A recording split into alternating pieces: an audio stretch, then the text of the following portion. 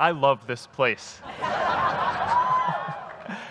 Thank you all for coming out in the rain, the pouring rain. We're going to make this worth it for you.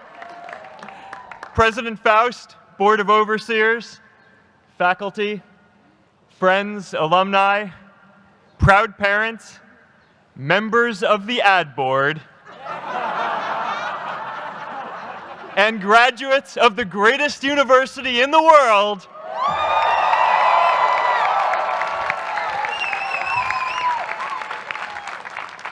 I am honored to be here with you today because, let's face it, you accomplished something I never could.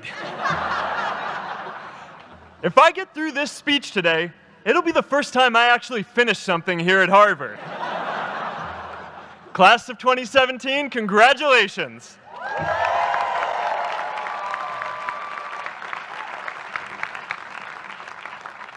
Now, I'm an unlikely speaker today, not just because I dropped out, but because we're technically in the same generation. We walked this yard less than a decade apart. We studied the same ideas and slept through the same Act 10 lectures. We may have taken different roads to get here, especially if you came all the way from the Quad. But today, I want to share what I've learned about our generation and the world we're all building together. But first, these last couple of days have brought back a lot of good memories. How many of you remember exactly where you were and what you were doing when you got that email telling you got into Harvard?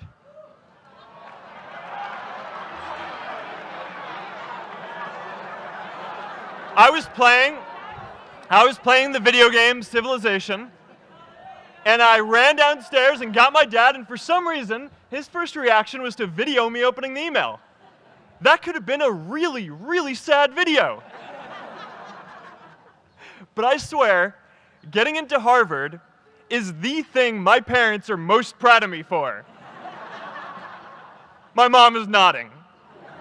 You all know what I'm talking about. Look, guys, it's tough to beat this. You'll see when you get out there. How many of you remember your first lecture here at Harvard? Mine was Computer Science 121 with the incredible Harry Lewis. Harry. I was running late for class, so I threw on a t-shirt, and I didn't realize until afterwards that I put it on inside out and backwards, and my tag was sticking out the front. I couldn't figure out why no one in class would talk to me. Except for this one guy, KX Jin. He just went with it. We started doing our problem sets together, and now he runs a big part of Facebook. And that, class of 2017, is why you should be nice to people.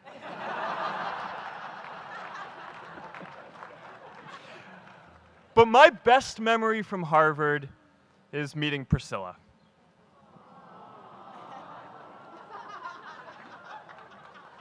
I had just launched this prank website, FaceMash, and the ad board wanted to see me. Everyone thought I was going to get kicked out. My parents drove up here to help me pack my stuff. My friends threw me a going-away party. Who does that? As luck would have it, Priscilla was at that party with her friends, and we met in line for the bathroom in the Foho Bell Tower, and in what must be one of the all-time most romantic lines, I turned to her and said, "I'm getting kicked out in 3 days, so we need to go on a date quickly." Actually, any of you graduating today can use that line. "I'm getting kicked out today. We need to go on a date fast." I didn't end up getting kicked out. I did that to myself. Priscilla and I started dating, and, you know, that movie made it seem like FaceMash was so important to starting Facebook. It wasn't. But without FaceMash, I never would have met Priscilla. And Priscilla's the most important person in my life. So you could still say it was the most important thing I built in my time here.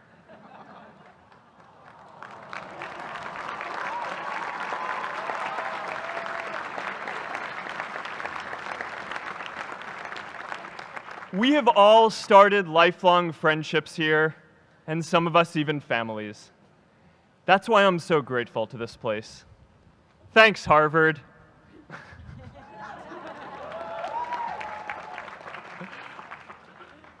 Today, I want to talk about purpose. But I'm not here to give you the standard commencement about finding your purpose. We're millennials. We try to do that instinctively. Instead, I'm here to tell you that finding your purpose isn't enough. The challenge for our generation is to create a world where everyone has a sense of purpose. One of my favorite stories is when JFK went to go visit the NASA Space Center, and he saw a janitor holding a broom, and he asked him what he was doing, and the janitor replied, "Mr. President, I'm helping put a man on the moon." Purpose is that feeling that you are a part of something bigger than yourself, that you are needed, and that you have something better ahead to work for. Purpose is what creates true happiness. And you are graduating at a time when this is especially important. When our parents graduated, that sense of purpose reliably came from your job, your church, your community. But today, technology and automation are eliminating many jobs.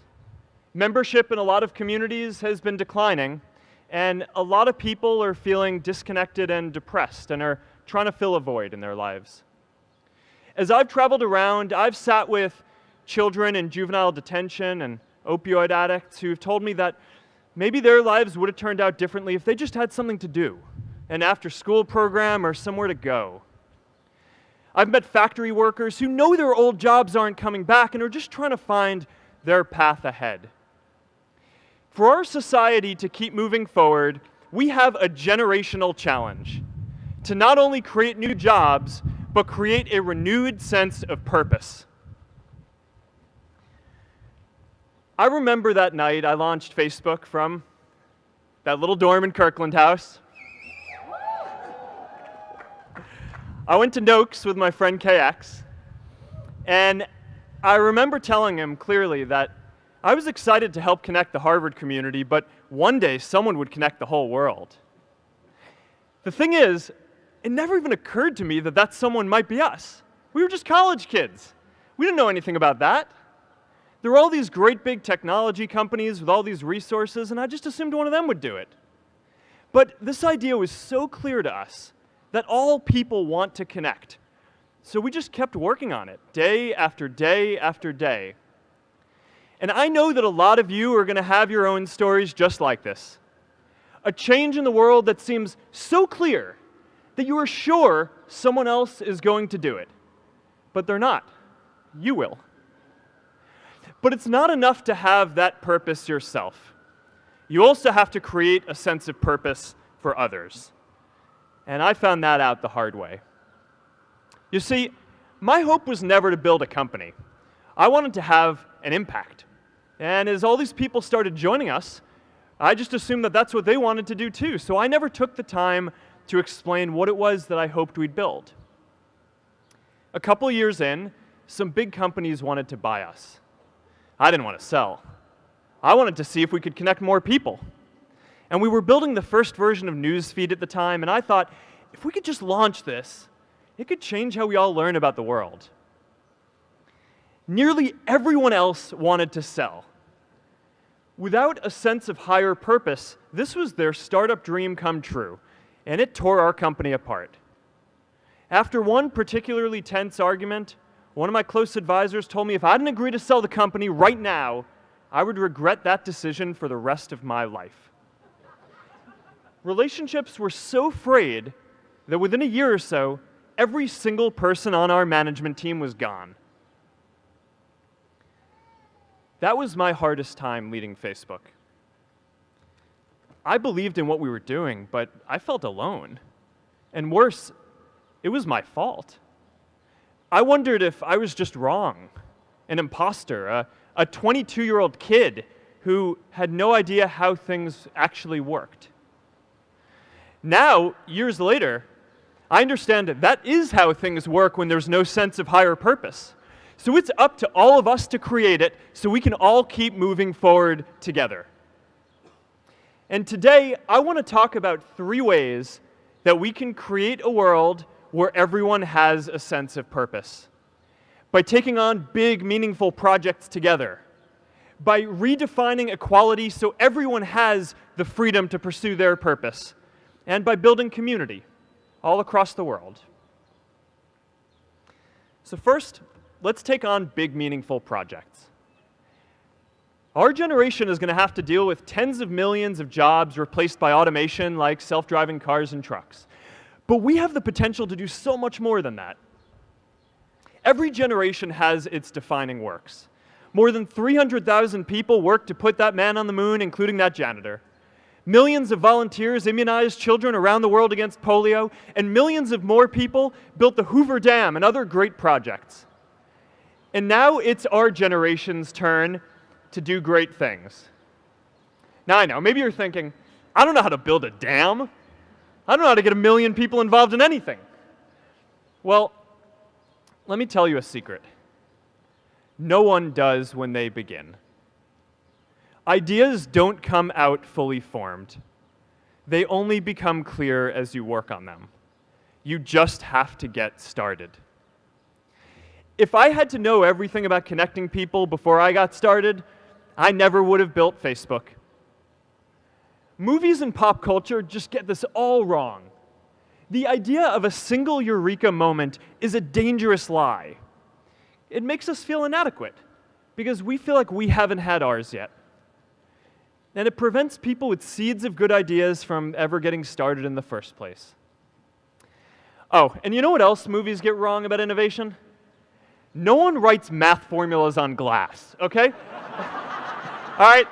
That's not a thing, okay? It's really good to be idealistic, but be prepared to be misunderstood. Anyone working on a big vision is going to get called crazy, even if you end up right. Anyone taking on a complex problem is going to get blamed for not fully understanding it, even though it's impossible to know everything up front. Anyone taking initiative will always get criticized for moving too fast because there's always someone who wants to slow you down. In our society, we often don't take on big things because we're so afraid of making mistakes that we ignore all the things wrong today if we do nothing. The reality is, anything we do today is going to have some issues in the future. But that can't stop us from getting started. So what are we waiting for? It is time for our generation-defining great works.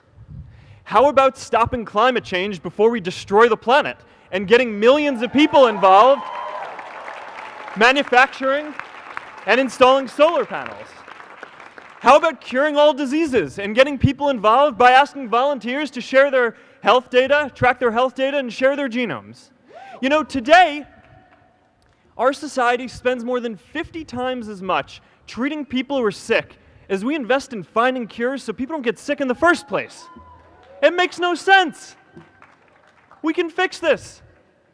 How about modernizing democracy so everyone can vote online? And how about personalizing education so everyone can learn? These achievements are all within our reach. Let's do them all in a way that gives everyone in our society a role. Let's do big things, not just to create progress, but to create purpose.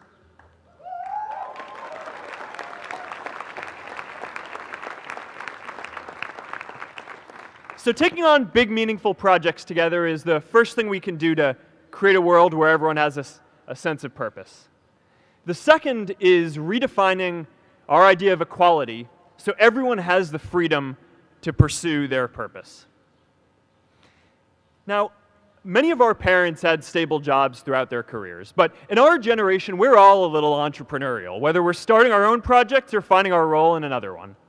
And, you know, that's great, because our culture of entrepreneurship is how we create so much progress. An entrepreneurial culture thrives when it is easy to try lots of new ideas. Facebook wasn't the first thing I built. I also built chat systems and games, study tools and music players, and I'm not alone. J.K. Rowling got rejected 12 times before she finally wrote and published Harry Potter. Even Beyoncé had to make hundreds of songs to get Halo. The greatest successes come from having the freedom to fail. Now, today, we have a level of wealth inequality that hurts everyone. When you don't have the freedom to take your idea and turn it into a historic enterprise, we all lose. And right now, today, our society is way over-indexed on rewarding people when they're successful, and we don't do nearly enough to make sure that everyone can take lots of different shots. Now, let's face it, there is something wrong with our system when I can leave here and make billions of dollars in 10 years, while millions of students can't even afford to pay off their loans, let alone start a business.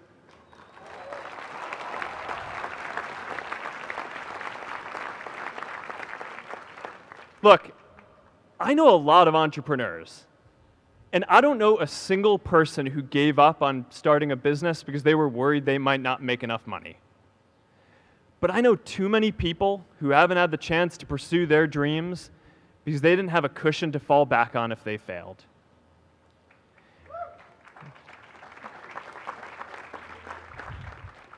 We all know you don't get successful just by having a good idea or working hard. You get successful by being lucky too. If I had to support my family growing up instead of having the time to learn how to code, if I didn't know that I was going to be fine if Facebook didn't work out, then I wouldn't be standing up here today. And if we're honest, we all know how much luck we've had to get to this point in our lives. Every generation expands its definition of equality. Previous generations fought for the vote and civil rights. They had the New Deal and Great Society. And now it's time for our generation to define a new social contract.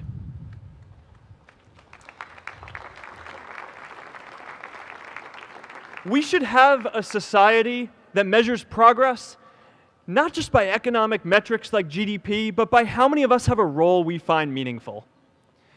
We should explore ideas like universal basic income to make sure that everyone has a cushion to try new ideas.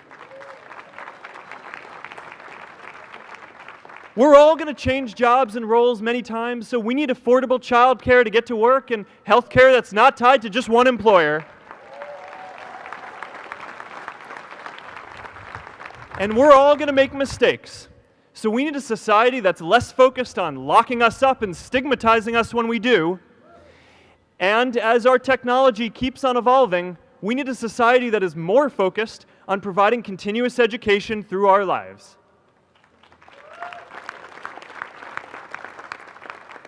And yes, giving everyone the freedom to pursue purpose isn't going to be free. People like me should pay for it. And a lot of you are going to do really well, and you should too.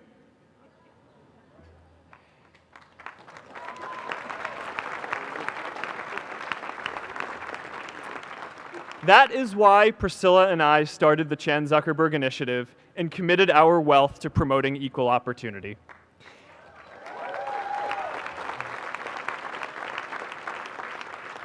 These are the values of our whole generation. It was never a question of if we were going to do this. The only question was when. Millennials are already one of the most charitable generations in history. In just 1 year, more than 3 in 4 US millennials donated to charity, and more than 7 in 10 raised money for another one.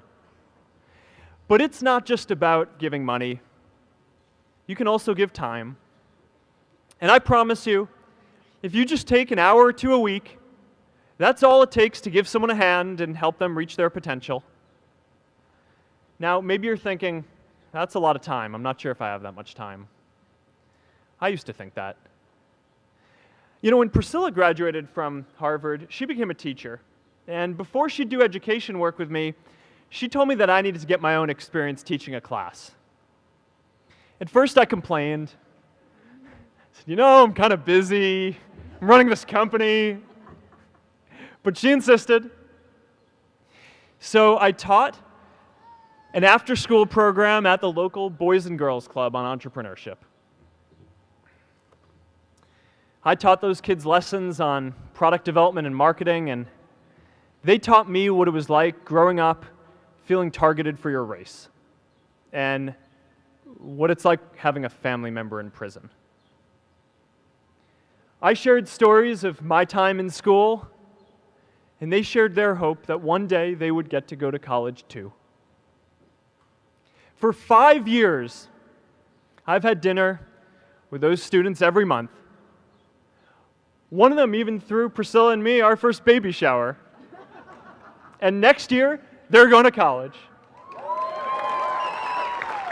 Every one of them, first generation in their families. We can all make time to give someone a hand.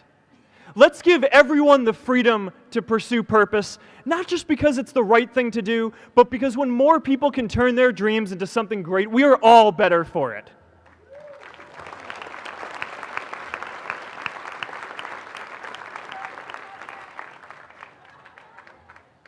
Purpose doesn't only come from work. The third way we can create a sense of purpose for everyone is by building community. And in our generation, when we say purpose for everyone, we mean everyone in the world. Now, quick show of hands. How many of you here are from another country?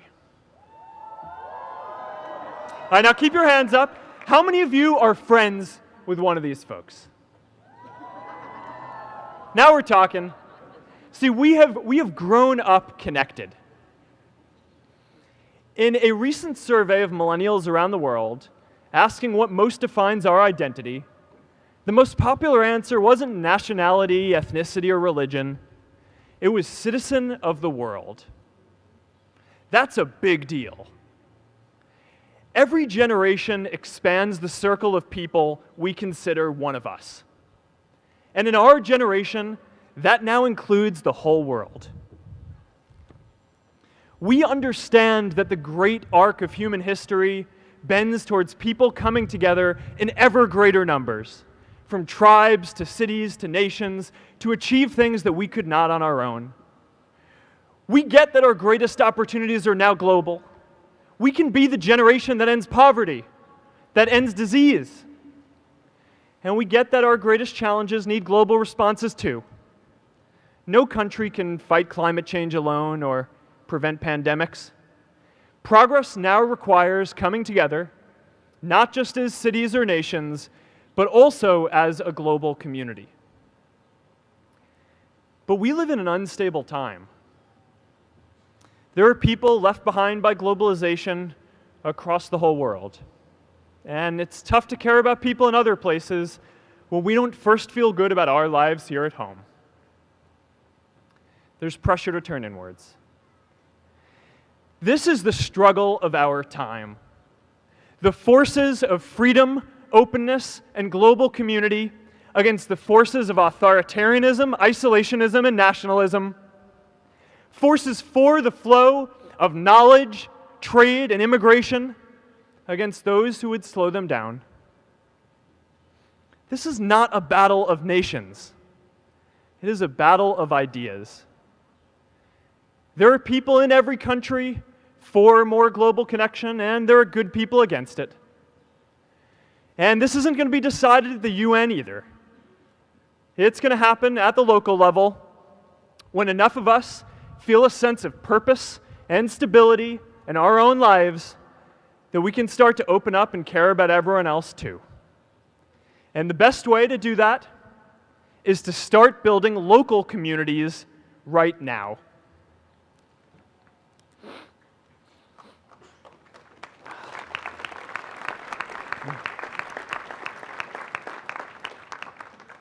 We all get a lot of meaning from our communities.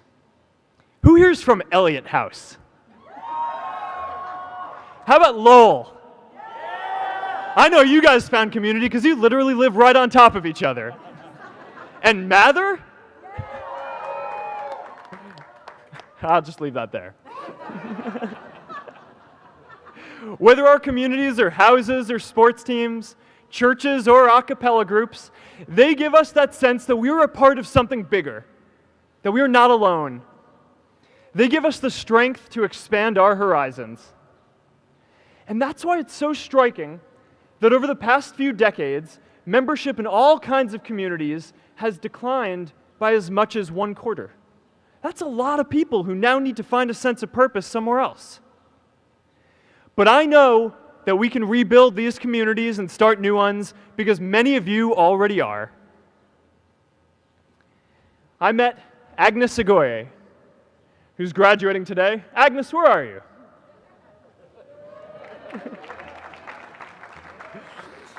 Agnes spent her childhood navigating conflict zones with human trafficking in Uganda, and now she's trained thousands of law enforcement officials to keep communities safe.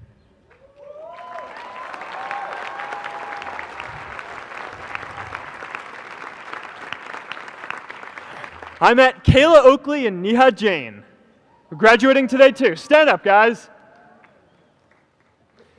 Kayla and Neha started a nonprofit that connects people suffering from chronic illnesses with people in their communities who are willing to help out.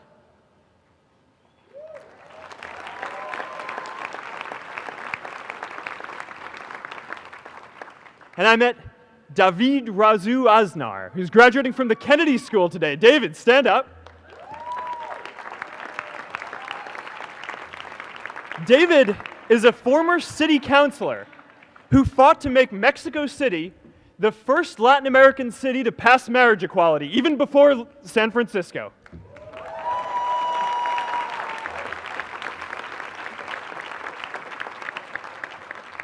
And this is my story too.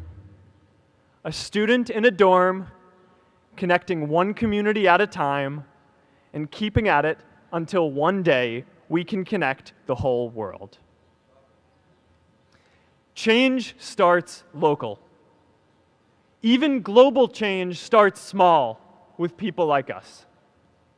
In our generation, the struggle of whether we connect more, whether we achieve our greatest opportunities, comes down to this: your ability to build communities and create a world where every single person has a sense of purpose.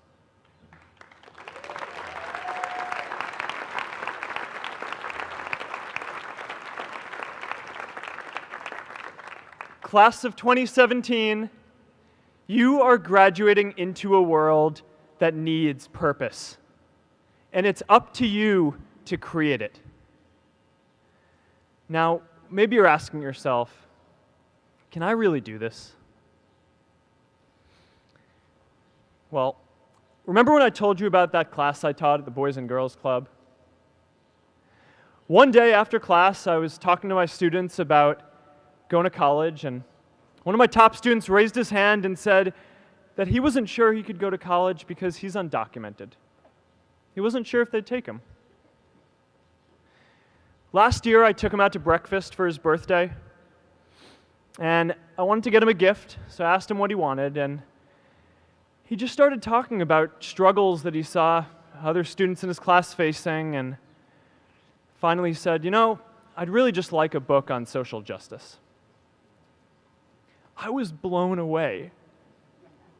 Here is a young guy who has every reason to be cynical. He wasn't sure if the country he calls home, the only one he's known, was going to deny him his dream of going to college. But he wasn't feeling sorry for himself. He wasn't even thinking of himself. He has a greater sense of purpose, and he's going to bring people along with him. It says something about our situation today that I can't even say his name because I don't want to put him at risk.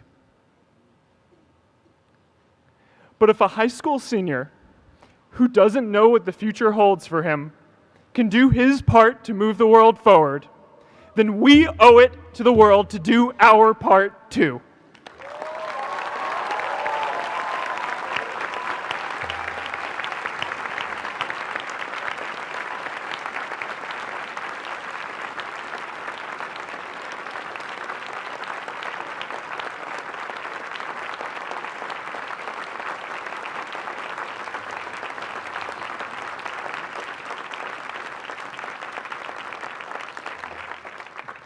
So before you walk out those gates one last time, and as we sit here in front of Memorial Church, I'm reminded of a prayer, Misha Berach, that I say whenever I face a big challenge, that I sing to my daughter, thinking of her future when I tuck her in at night.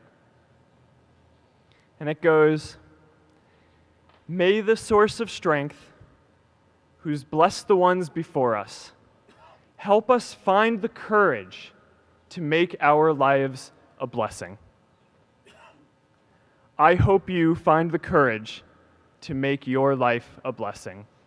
Congratulations, class of 2017. Good luck out there.